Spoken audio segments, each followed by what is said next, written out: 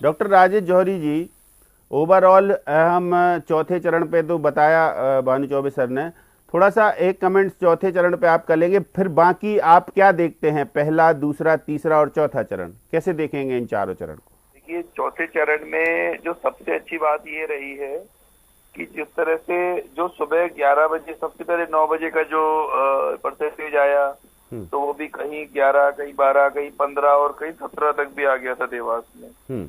तो वो देख के बड़ी खुशी हुई और ऐसा लगा कि क्योंकि देखिए, लोकतंत्र में अपने देश की प्रॉब्लम क्या है कि 50% वोटिंग होती है और 50% वोटिंग में जो उसमें से भी जिस किसी एक आदमी को 50% मिलते हैं, लगभग 25%, 25-26% पूरे 100 में से 25-26 लोग उसको चुनते हैं और वो पूरे 100 लोगों पर राज करता है। तो वास्तविक लोकतंत्र नहीं हो पाता है, क्योंकि वास्तविक लोकतंत्र तब होगा, अभी भी 70 भी अगर होता है तो कम है, जब 80-90% होने लगेगा तब जो है सही लोकतंत्र निखर कर आएगा। पर लोकतंत्र को जो अभी उतना परिपक्वता अपने देश में आने में समय लगेगा ऐसा लगता है। लेकिन आज आप देखिए, कमाल की बात आज एक और चीज की, मौसम ने बहुत साथ दिया।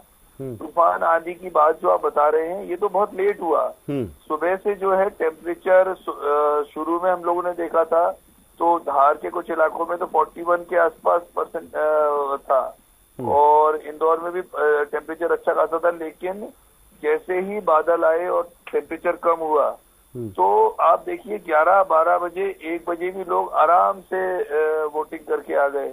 नहीं तो हो सकता था कि कुछ लोग आलस कर जाते, लेकिन इस बार जो है मतलब आपके चैनल के माध्यम से उनको धन्यवाद देना बनता है कि लोग कम से कम निकले तो सही। वोट किसी को भी दो, पर आप निकलो तो सही, आप लोकतंत्र को तो मजबूत करो। ये तो एक बात हो गई। अब दूसरी बात हो गई कि जो 60% जो इंदौर में हुआ है, तो जो ये अपना कांग्रेस प्रत्याशी मैदान छोड़ के भाग गए और ऐसा एक जगह और हुआ है पूरे देश में, एक जगह और कहीं पे गुजरात में हुआ है, सूरत में हुआ है, सूरत में हुआ है। तो अब और फिर उड़ीसा में भी जो कांग्रेस की प्रत्याशी थी उन्होंने टिकट वापस कर दिया कि नहीं लड़ना है। तो वहां पर देखिए, आप समस्या समझिए कि अक्षय कांति बम ने किस कारण से छोड़ा मैदान, वो तो वो जाने, उसका जवाब तो वो ज्यादा अच्छे से दे पाएंगे। लेकिन उसके बाद कांग्रेस को चाहिए था कि जितने भी लोग थे, जनता कांग्रेस और 5-6 लोग और थे, किसी भी निर्दलीय को चुन लेते। निर्दलीय देखिए, सारे भाजपा की मानसिकता के लोग नहीं थे उसमें, जितने भी निर्दलीय थे उसमें से किसी एक आध को चुन लेते और एक आध को चुन के उससे बात करते, उससे उसको पार्टी ज्वाइन करा लेते। बहुत कुछ, कांग्रेस अपने देश की बहुत बड़ी पार्टी, सबसे बड़ी पार्टी है, तो वो चाहते तो ये कर सकते थे। अगर ऐसा कर लेते तो नोटा की नौबत नहीं आती। और वो जो आदमी था, वो जो निर्दलीय था, जो आपको लग रहा है कि या तो कम्युनिस्ट विचारधारा का है या फिर जनता दल, समाजवादी पार्टी, इस तरह की किसी विचारधारा का है, तो भी वो कांग्रेस से मेल खा जाता और उसमें ज्यादा अच्छा लगता। अब तीसरा पॉइंट ये, जो 60% मतदान हुआ है, इसमें आपको बताएं, जब सब नोटा के लिए खूब अपील हुई, लेकिन कई लोगों ने, मतलब मेजोरिटी जो कांग्रेस के वोटर्स थे, उन्होंने कहा नोटा के लिए क्या निकलना घर से बाहर, तो वो बाहर नहीं निकले। लेकिन भाजपा के जो लोग थे उसमें उन्होंने तो जमकर वोट दिया और जो कांग्रेस समर्थित लोग थे उन्होंने काफी कम संख्या में वोट दिया। इस कारण से ये आंकड़ा, नहीं तो ये इंदौर का आंकड़ा, अगर ये नोटा नहीं होता, कांग्रेस बीजेपी दोनों होते, तो इस बार की जो उम्मीद दिख रही थी कि 80 के आसपास जाता। तो ये तो हो गया अपने चौथे चरण की बात। अब आप देखिए कि प्रधानमंत्री ने, स्वीप कैंपेन ने और हर मंत्री ने, हर नेता ने पूरी कोशिश की कि इलेक्शन में लोग निकलें घर से और वोट डालें।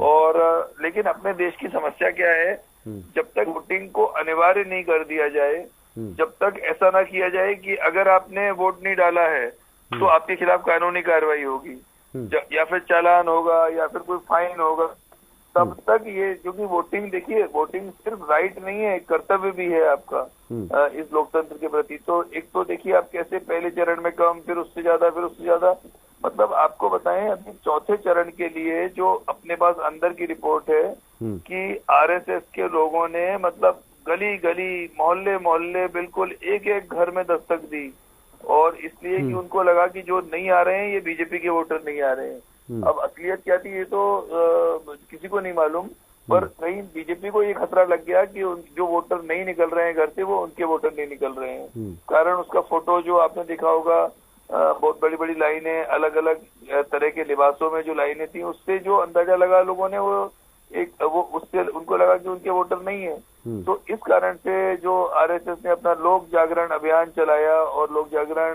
बैठकें करी, और उस कारण से ऐसा लग रहा है कि चौथे चरण में स्थितियां सुधरी। बात है, स्थिति बड़ी चिंताजनक है।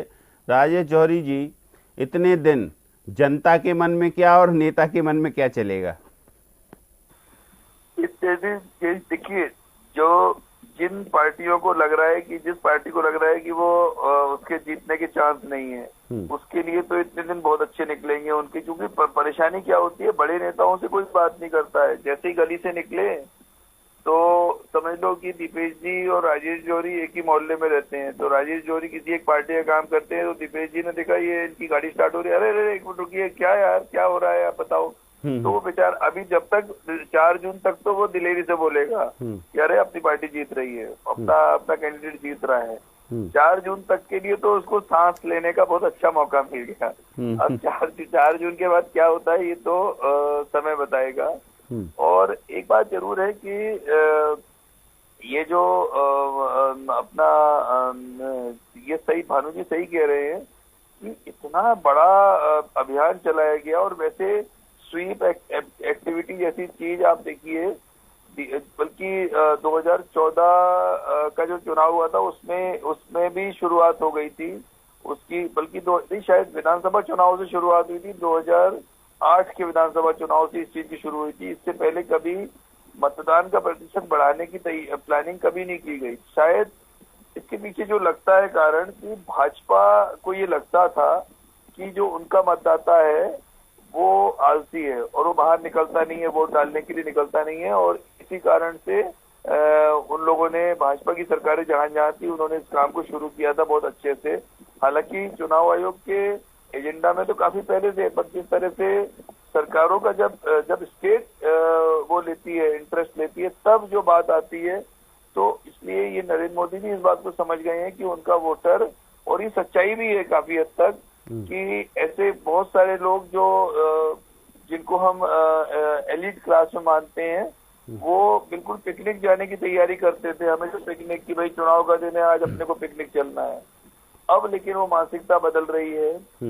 पर एक बात है, उसके बावजूद अगर उसके बावजूद 70, 75 या 69% होता है, इंदौर को अपन अपवाद है, इस बार इंदौर को नहीं गिन सकते, लेकिन 70-75% तक होता है, तो ये बहुत चिंता की बात है।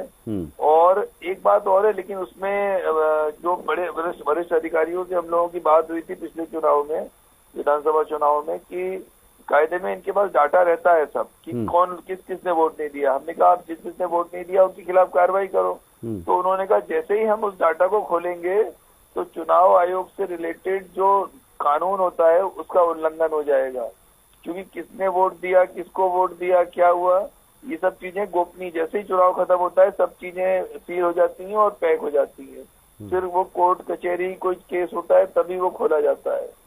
तो लेकिन इसके लिए ऐसी उम्मीद है कि 2024 में अगर चुनाव जीत जाते हैं नरेंद्र मोदी, तो शायद वो इसके लिए कुछ जरूर करेंगे कि चुनाव वोटिंग की अनिवार्यता शुरू हो जाए। ठीक बात। और वोटिंग की अनिवार्यता होगी तभी सही तरीके से, क्योंकि अपने देश में एक प्रॉब्लम है, एक काफी बड़े एक चीफ इंजीनियर थे जिन्होंने इंदौर से खंडवा की रेलवे लाइन डाली थी, जो अंग्रेज थे उस जमाने में, आज से 200 साल पहले। तो उनसे एक पूछा गया, उनका कहीं पे छपा भी है किसी पुराने अखबार में, उनसे पूछा गया कि आप क्या कहना चाहते हैं इंडियंस के बारे में।